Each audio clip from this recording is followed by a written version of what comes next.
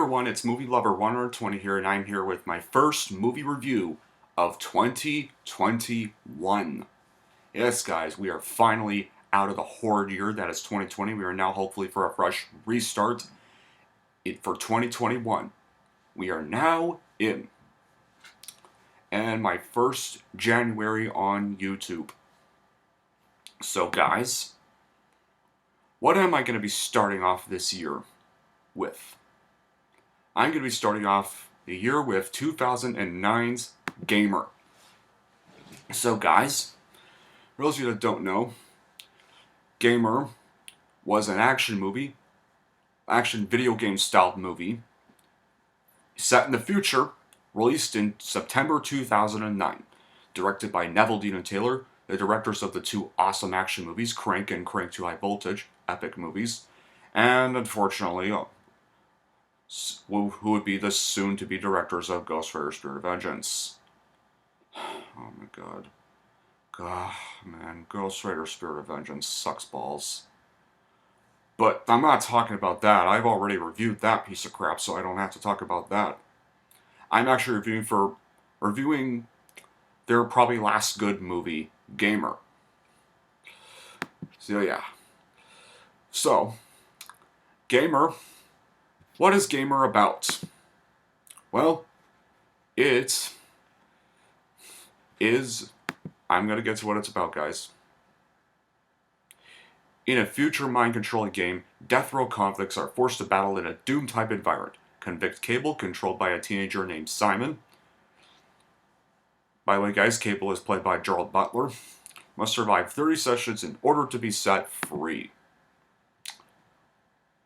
Oh yeah, it's a pretty crazy premise. And I gotta say, when it was released, it was not liked by critics. No, while the Crank movies got positive reviews, they weren't screened for critics. But Gamer did not get good reviews. It got like a 30% Rotten Tomatoes, a 27 on Metacritic, and a more mixed response from audiences. And it was a box office bomb when it was released. It made like only 43 million worldwide and only 20 million domestically. Ouch.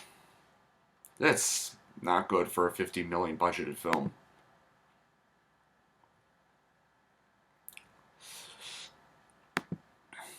It's kind of, so, of course, the movie kind of reminds me of, well, it's kind of like with The Running Man, and of course, it's kind of like Total Recall in a way.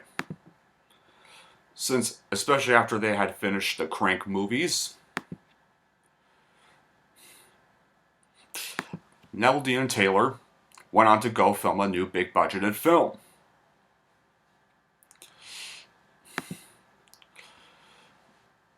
Big-budgeted film. They were originally going to call it Game. However, they eventually decided to change it to Gamer. Hence, the movie's called Gamer.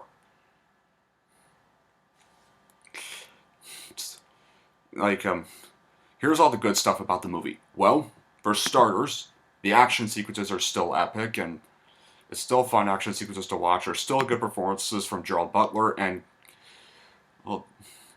Michael C. Hall, aka, guys, Michael C. Hall's from the show Dexter. And there's actually quite a number of A-list celebrities that make special appearances in this movie, like Milo Van, I forget his last name, but Rocky's son. I'll just say that. Amber Valletta.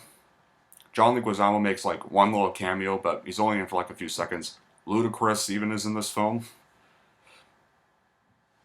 Logan Lerman from those horrible Percy Jackson movies actually plays the teen gamer that controls Gerald Butler's character. The film, and I think he's probably the weakest aspect of the film,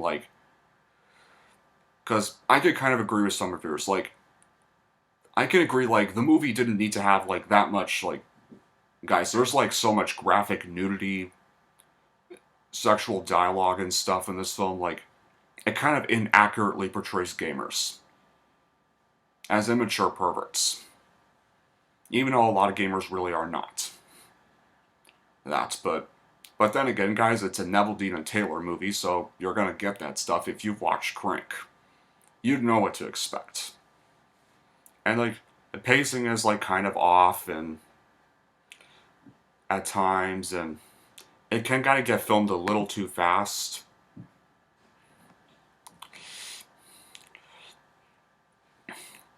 And but all in all, guys, despite the bad qualities, I think it's still a good film. Like it perfectly portrays.